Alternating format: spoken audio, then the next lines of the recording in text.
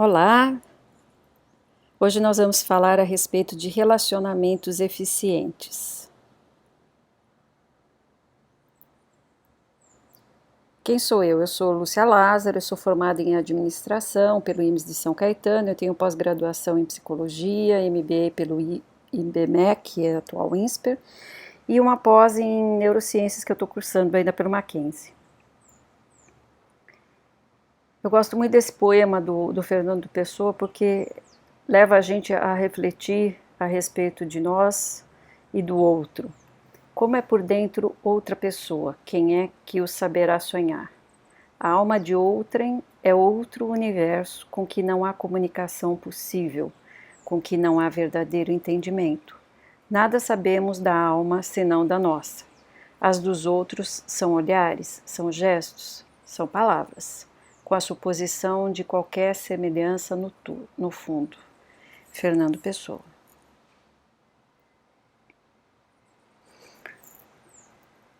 O Bert Hellinger é um psicólogo super conhecido europeu, que trabalha muito a questão de relacionamentos familiares, amorosos e também entre amigos, e ele tem toda uma metodologia chamada constelações. E ele fala a respeito das necessidades fundamentais no relacionamento, sendo que são três as que ele estuda: pertencer e se vincular, preservar o equilíbrio entre dar e receber, a segurança proporcionada pela ordem na relação e pela previsibilidade social.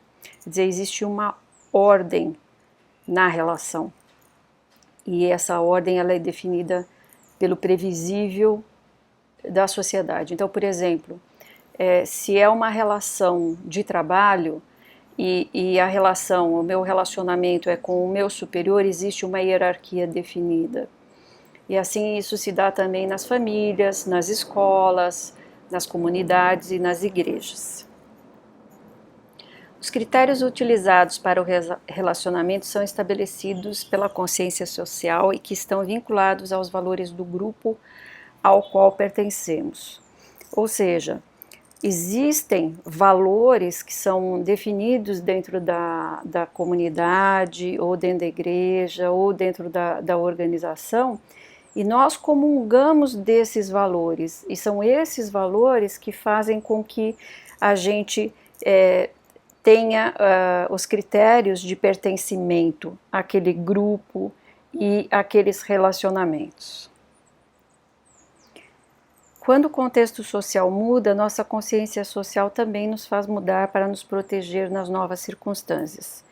Então, por exemplo, se existe uma mudança na organização e essa mudança altera os princípios, os valores, as regras do jogo, eu vou ver se isso também, se eu continuo comungando desses princípios e desses valores e dessas regras, para que eu perceba se eu continuo pertencendo ou não. Se não, eu provavelmente vou mudar. Posso mudar de posição, posso mudar de área, posso mudar de emprego. O objetivo do relacionamento é sempre defender a pertinência, protegendo-nos do abandono e da perda, que esse é o grande medo que nós seres humanos temos, de sermos abandonados ou de termos que lidar com a perda da nossa objeto de afeto, no caso uma pessoa, e já que a gente está falando de relacionamentos, né?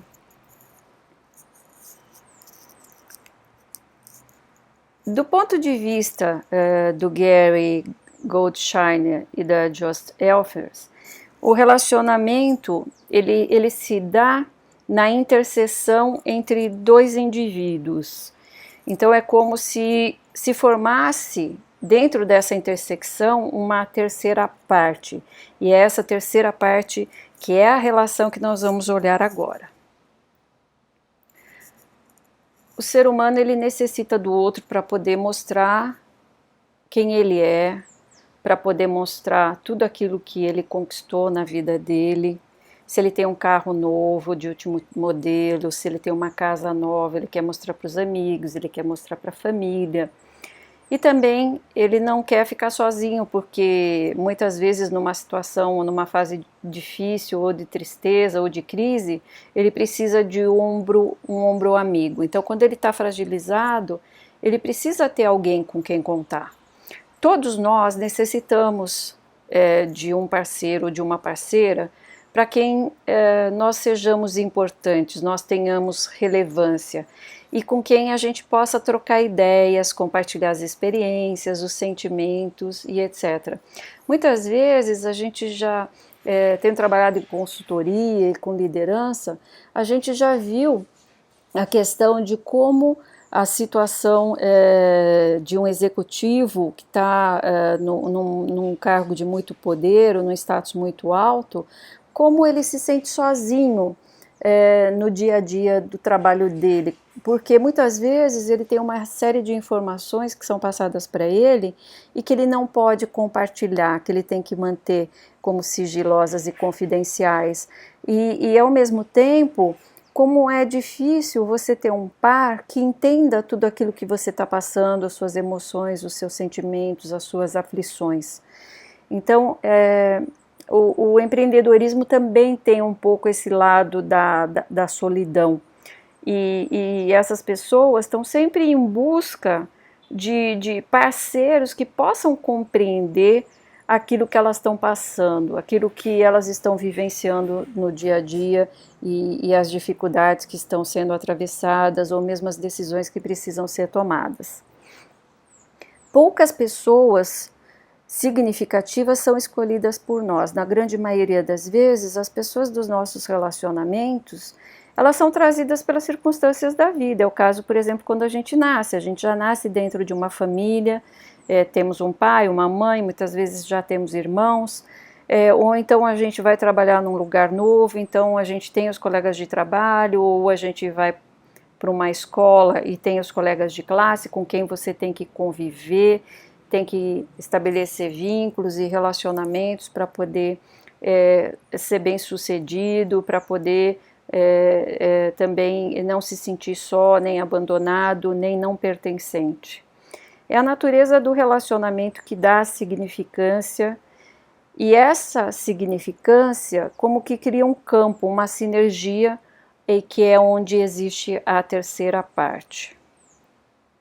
O relacionamento ele passa a ter uma vida própria, porque essa terceira parte ela tem forças intrínsecas, ela tem fraquezas, ela tem sutilezas e como que cria uma personalidade.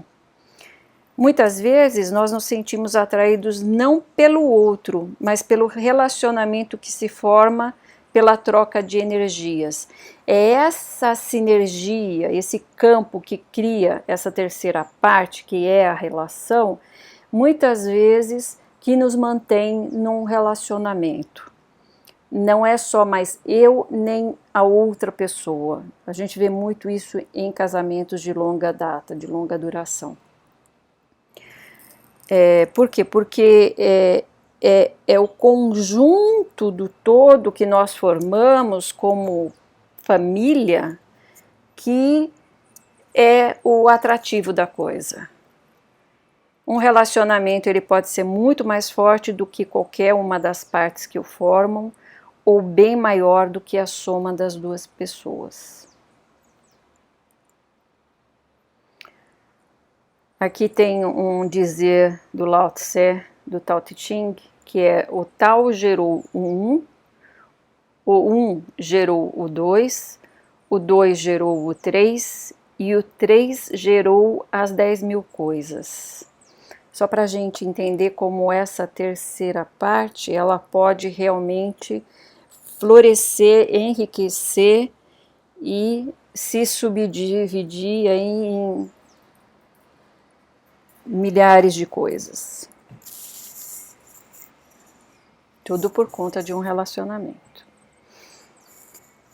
O que a gente busca num relacionamento? Normalmente, nós buscamos a autenticidade da relação, do parceiro, que nós sejamos apreciados nas nossas diferenças, que haja disponibilidade quando a gente precisa, que haja comprometimento em relação àquilo que precisamos, que haja cooperação, que haja cumplicidade, segurança, respeito, que seja uma relação longeva, que tenha confiança e que seja uma via de mão dupla, que seja um dar e receber. O equilíbrio no relacionamento, ele passa a ser uma coisa muito importante, porque o que acontece quando uma pessoa só dá, a outra só recebe? E isso dura durante um certo tempo, porque depois o que acaba acontecendo é que ocorre um desgaste, porque a pessoa que se doa, que se dá, percebe que não está recebendo nada em troca. E aí o relacionamento, a relação vai minguando, né? Como a gente viu no Pequeno Príncipe, você tem que regar lá a plantinha todos os dias para que ela possa crescer saudável e florescer.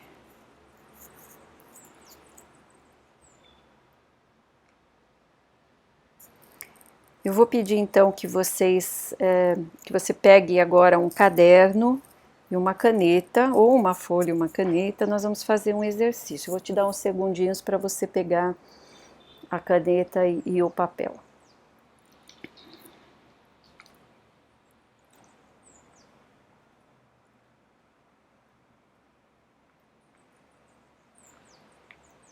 Pronto? Então a primeira é: escreva 3 coisas que você gosta nos colegas da sua equipe e que você gostaria de ser igual. Não é ter, hein? É ser. O que é que você gosta nos seus colegas da equipe e que você gostaria de ser igual? Escreva pelo menos 3 coisas.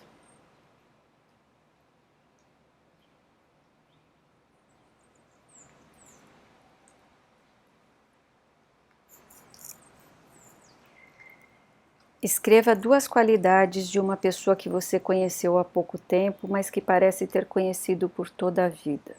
Muitas vezes a gente acaba de encontrar uma pessoa e você é apresentado à pessoa, mas aí existe uma empatia tão grande, e aí você começa a conversar com a pessoa, tem tantas coisas em comum, ou tanta familiaridade, que parece que você já conhece há tantos anos essa pessoa, que você entende ela tão bem. Então escreva 2 qualidades a respeito dessa pessoa.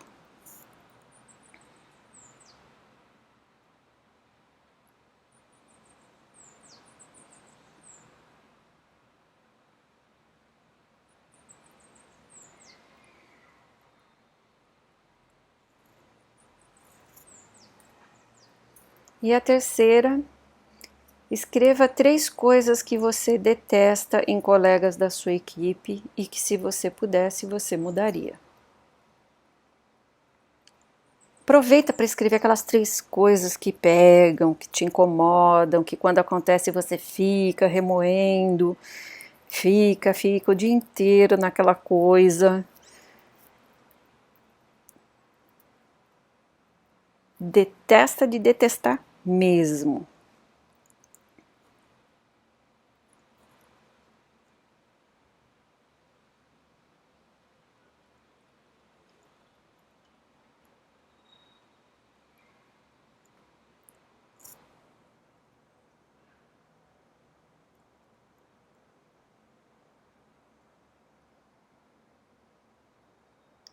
Pronto, agora eu vou pedir para você pegar um espelho e se olhar no espelho. Você provavelmente tem essas 3 coisas que você gosta nos colegas da sua equipe. Você provavelmente tem as 2 qualidades dessa pessoa que você conheceu e que parece que você conhece há muito tempo. Mas também você provavelmente tem as 3 coisas que você detesta nos colegas da equipe e que sempre te deixam remoendo, que a gente chama de gancho, fica enganchado naquilo. Pois é, você também tem essas 3 coisas em você e é por isso que te incomoda tanto. O relacionamento e o subconsciente. A nossa mente, só antes de eu entrar nessa questão do subconsciente, deixa eu dizer para você que a gente vai ver mais a fundo essa questão do que te incomoda, tá? Bom, a nossa mente, ela identifica rapidamente quando uma outra pessoa é importante na nossa vida.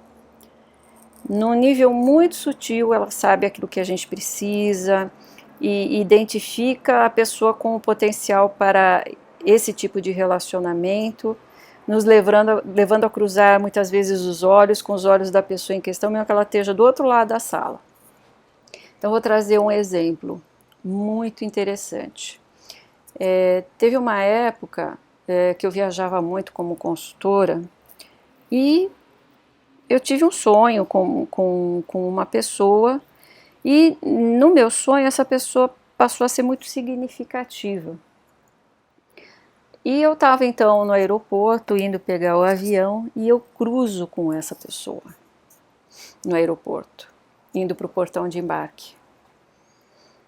E aí então eu comecei a puxar papo na fila para embarcar com a pessoa, porque de alguma forma eu sabia que aquela pessoa era importante, ela era significativa para mim, porque eu tinha sonhado com ela. Não necessariamente que aquilo que eu sonhei iria acontecer, mas eu sabia, não podia, era tamanha coincidência, e eu não acredito em coincidência, porque eu já estudei muito a respeito de sincronicidade, então eu sabia que aquilo era uma sincronicidade, que ali existia alguma coisa importante para mim e talvez para outra pessoa também. E aí nós sentamos perto no avião e começamos a conversar, nós tínhamos muitas coisas em comum, principalmente em termos de trabalho, e aí trocamos cartões e tal. Para minha surpresa, ao descer do avião, essa pessoa ia para a mesma rua que eu. Então eu ofereci uma carona para a gente dividir o táxi e fomos juntas nessa mesma rua. E aí eu fiquei sabendo que essa pessoa era uma grande amiga de um amigo meu. Olha que coisa interessante, né? E realmente a nossa amizade só fez crescer. Nós nos encontramos depois do nosso compromisso para tomar um café. E até hoje nós somos grandes amigas, e ela me apoiou muito no momento de crise, um momento difícil que foi a minha separação. Então você vê que essas coisas, elas estão presentes, o nosso subconsciente, ele fica mandando mensagens para a gente. E o que acaba acontecendo é que muitas vezes a gente deixa passar batido, a gente não está atento, a gente não observa. E aí a gente deixa de experienciar grandes alegrias ou tristezas intensas e que fazem parte da nossa aprendizagem como seres humanos. Nos relacionamentos nós aprendemos nossas melhores e maiores lições pessoais e é onde mais crescemos. A interação com o outro nos remete sempre de volta a nós mesmos. Assim, o ciclo se completa.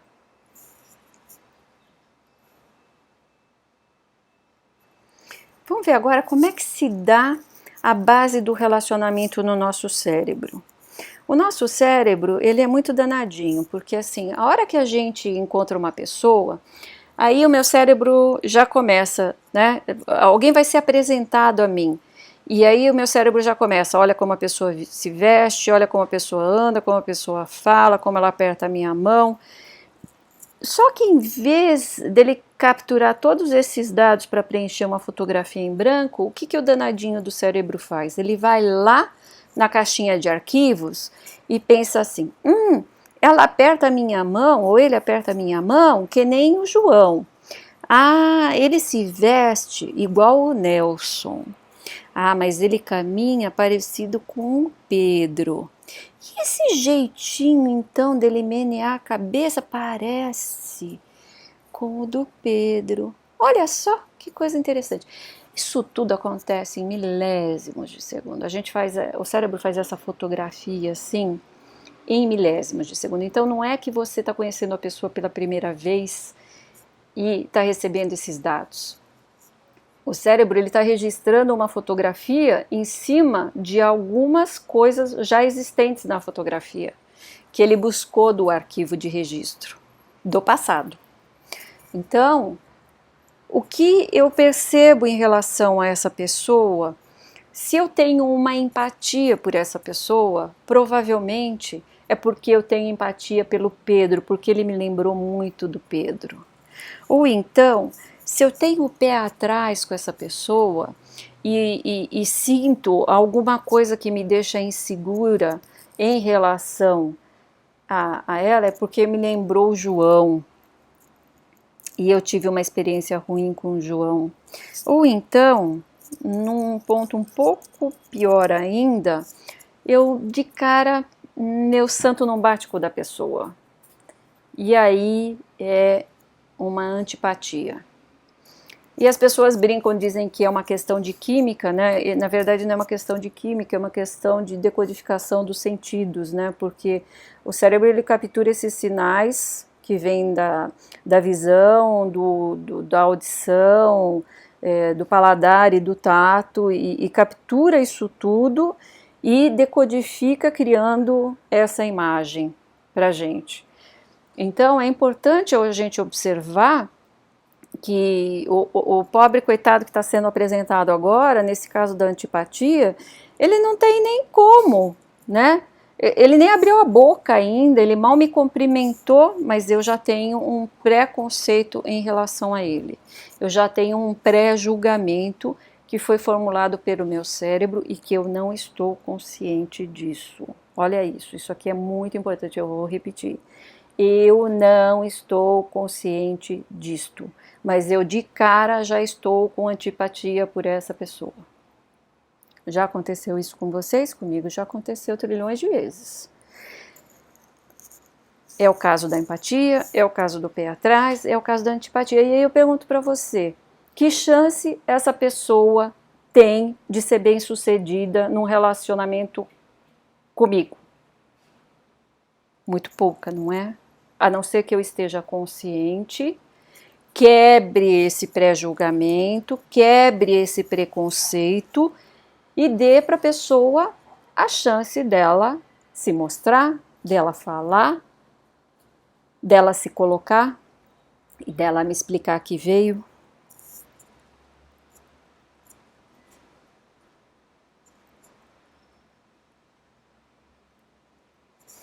Repara que todo relacionamento, ele é o nosso reflexo no outro. Os psicólogos chamam de transferência contra transferência em relação ao terapeuta, mas enfim.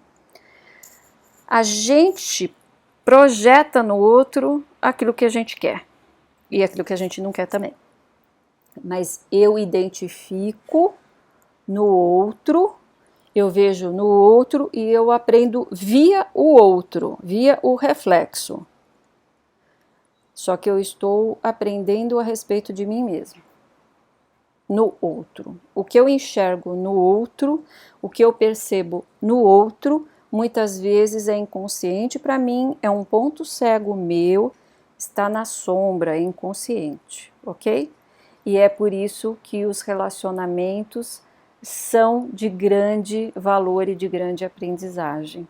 Porque é através deles que nós acabamos descobrindo quem nós somos.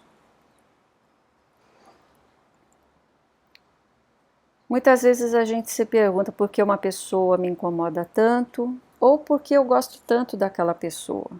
Observe que quanto mais uma determinada atitude da pessoa te incomoda, mais certo é que você tenha isso em você, por isso te incomoda, porque é um ponto cego. Mas a consciência fica te cutucando para que você aceite isso em você e possa mudar. O reflexo do outro é um espelho de quem nós somos para que nós possamos reconhecer em nós mesmos e mudar. Se a gente não reconhece, se a gente não torna consciente, qual a chance que a gente tem de mudar? Nenhuma, não é mesmo? Porque vai ser sempre no outro. O que te incomoda no outro, se você não percebe que existe em você, se você não aceita que existe em você, que você também faz aquilo daquele jeito, muito provavelmente vai continuar te incomodando pro resto da vida. Porque ao não assumir que o reflexo do outro existe em você, a coisa vai passando e você não trabalha aquilo que precisa trabalhar. E você também não evolui como ser humano.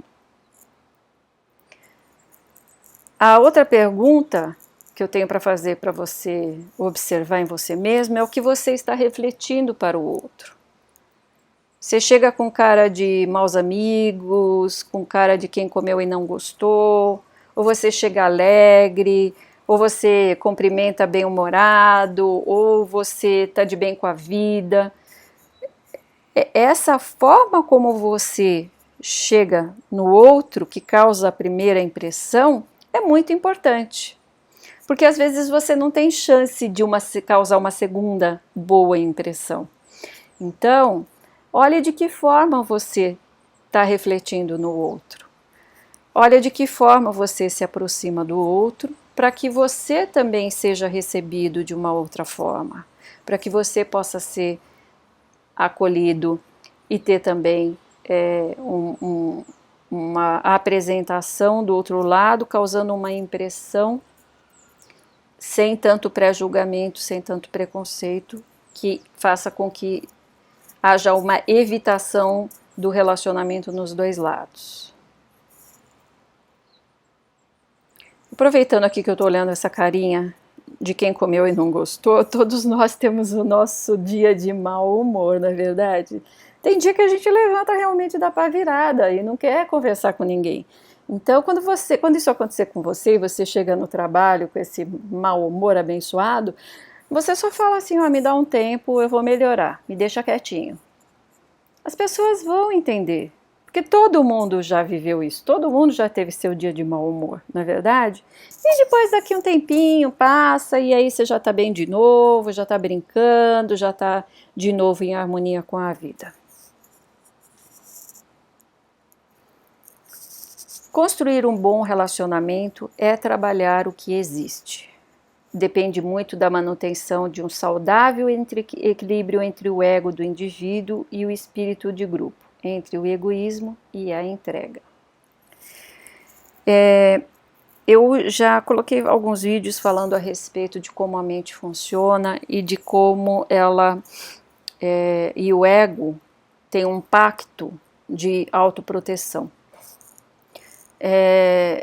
Para que a gente possa realmente estar em grupo e se relacionar, a gente precisa abrir mão do ego. Precisa abrir um pouco. Se você não quer abrir mão de tudo, abra um pouco só. Mas deixe de pensar no seu próprio umbigo, deixe de ser egocêntrico. Porque senão não é uma relação saudável, não é uma relação de ganha-ganha, passa a ser uma relação onde você quer levar vantagem em cima do outro. E o outro, com o tempo, acaba percebendo e você perde esse relacionamento que podia ser uma coisa muito boa para ambos os lados. Compreender os anseios e desejos um do outro, as qualidades positivas e negativas do relacionamento e ter a habilidade de negociar algo que leve em conta isso tudo. Esse é o caminho do sucesso para um bom relacionamento. O relacionamento é um ato de criação baseado em fatos. Então, é importante que cada um saiba o que o outro espera. É importante que a gente declare para o outro de que forma eu sou e o que eu espero dessa relação, o que eu espero dele como segunda parte da relação. Porque isso tem que buscar um equilíbrio dessas qualidades positivas e negativas. E é aí que está a questão do negociar. Vocês já ouviram falar de repactuar um casamento? Às vezes, o casamento vai se desgastando e aí chega um determinado momento em que vai se fazer uma terapia de casal. E aí um vai olhar os defeitos, as qualidades, os pontos positivos, os pontos negativos que precisa melhorar, barará, mas também o que ocorre é uma negociação de um novo pacto de relação. Quer ver uma coisa interessante? Eu gosto de tirar férias sozinha. Eu gosto de ter um tempo só para mim, nem que seja um fim de semana. Então, isso é uma coisa que já foi muito conversada entre eu e meu marido. E assim, do mesmo jeito que eu tenho direito de tirar um fim de semana sozinha, ele também tem direito para isso, de tirar um fim de semana sozinho. Ele com os amigos dele, ele com quem ele quiser da família dele, ou colegas ou amigos. Por quê? Porque é uma coisa importante para mim, eu ter esse momento meu de solitude, de poder estar conversando com os meus próprios botões. Então, antigamente, talvez isso ficasse meio, pô, não posso falar porque ele vai ficar chateado comigo, porque ele vai achar que eu não vou querer tirar férias com ele, porque bibibi, que bababá. Nada disso, não precisa ter esse melindre todo. Basta ter clareza do que você quer e de você colocar para o outro. Isso é muito importante para mim. Que a outra pessoa também vai acolher isso. E também no trabalho. Muitas vezes no trabalho a gente tem que trabalhar, às vezes cobrindo plantão em feriados, essas coisas. Quer dizer, não precisa ter aquela disputa de quem vai nesse fim de semana, nesse feriado, trabalhar, etc e tal. Sabe? Abre mão de alguma coisa também, esteja disponível para ajudar o outro. Às vezes a pessoa tem um aniversário de um filho e precisa sair, não pode estar lá, então cobre esse período que ele não pode estar lá.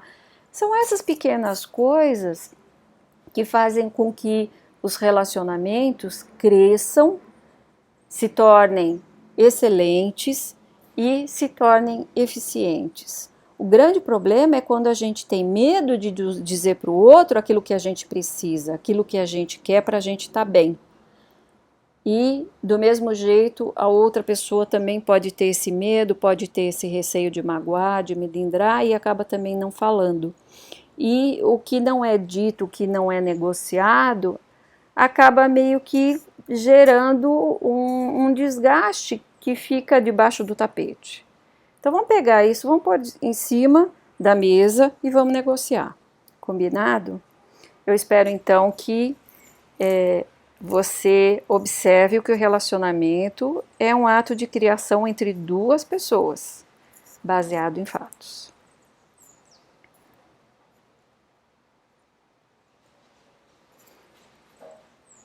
Como eu posso mudar num relacionamento? Em primeiro lugar, observar o outro sem julgar. Procura não julgar o outro, procura não chegar já com um pré-conceito, um pré-julgamento. Observa. Permita que o outro se exponha e fale. Se você permitir a escuta no vazio, você vai ver que tem muita coisa que a pessoa tem para te trazer que você nem pensou. Não aconteceu para você já alguma vez de você? Para mim já aconteceu várias vezes da pessoa chegar e falar alguma coisa e eu pensar comigo mesmo, pô, como é que eu não pensei nisso antes? Não é verdade? Então, é importante a gente deixar o espaço da escuta vazio para a gente aprender com o outro, dar 100% da atenção para que a pessoa se sinta verdadeiramente escutada, para que ela sinta que ela tem um espaço dela para ela se colocar, para ela sinta que ela é reconhecida por quem ela é. Não pense em nada em paralelo enquanto você está escutando o outro e não se deixe enganchar num pensamento.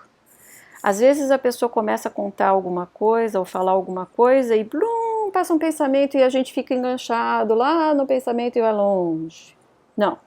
Fica presente aqui para a pessoa, escuta o que a pessoa está falando. Não se deixa levar pelo pensamento no qual você ficou enganchado. Se você não tiver clareza sobre o que o outro falou, faça perguntas para esclarecer as suas dúvidas. É tão tranquilo fazer isso, né? Tipo assim, olha, eu não sei se eu estou entendendo direito o que você está me dizendo. Você poderia me explicar melhor? Ou então, o que eu estou entendendo é isso, isso, isso. Foi isso que você quis dizer? Nada como ter clareza para evitar problemas no relacionamento. Lembrar que as pessoas são diferentes uma das outras e aceitá-las como são. Eu não sou igual a você, você não é igual a mim, fulano não é igual a ciclano. Então, aceitar as diferenças abre a possibilidade de trazer criatividade, diversidade, inovação, invenção. E nós hoje precisamos muito dessas coisas, nós precisamos nos nutrir disso, e não da mesmice, né? A mesmice, ela acaba ficando boring, ficando chata. Então, dê espaço para essas coisas diferentes, para as pessoas diferentes entrarem na sua vida. Permita-se sentir, e se for um sentimento negativo, acolchoa num balão e dê espaço para o silêncio e para o vazio internos. O que eu estou querendo dizer com isso? Digamos que você está lá no seu trabalho e alguma coisa te incomoda muito, uma pessoa te incomodou muito e você ficou com raiva, ou você ficou magoado, ficou chateado. Então, sabe assim, não levanta a voz com a pessoa, não revida, não acalma, procura acolchoar esse sentimento de raiva, de mágoa, de ressentimento, para que você não exploda, para que você não continue contaminando a relação com coisas ruins, com negatividade. Se aquiete e dê espaço para o silêncio. É o tal do contar até 1000. Muita calma nessa hora. E deixe entrar um vazio. O silêncio, ele permite um vazio interno. E é isso que a gente quer. Porque é no vazio que nós encontramos o eixo. É no vazio que nós estamos em equilíbrio. Então, silêncio, espaço vazio. Ok?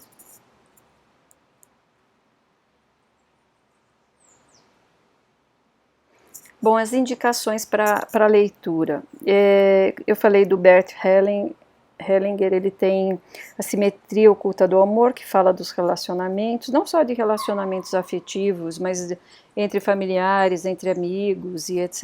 E constelações familiares, que aí no caso é mais focado realmente nas relações, nos relacionamentos familiares. E o Gary, que tem vários livros publicados sobre relacionamentos, sobre a linguagem secreta dos relacionamentos. Ele estuda também astrologia, então é uma pessoa que tem vários livros e que vale a pena dar uma lida para entender melhor essa questão dos relacionamentos, ok? Bom, muito obrigada por você ter me ouvido até aqui. Se você tiver dúvidas, sugestões, críticas ou comentários, pode me encontrar pelo e-mail contato@lldesenvolvimentohumano.com e visite meu site, o www.lldesenvolvimentohumano.com. Você lá vai encontrar muitos artigos, muitos vídeos e novidades. Toda semana a gente tem uma newsletter nova para enviar para as pessoas que já estão cadastradas no site e que recebem toda semana alguma coisa nova e diferente que ajuda a ter esses insights, ajuda a pensar a respeito de como a gente está cada vez sendo um ser humano melhor, porque nós estamos precisando, não é verdade? Que o digam as futuras gerações que estão vindo e que estão encontrando esse caos aí que está sendo criado pela nossa geração. Bom, obrigada, sucesso e até a próxima.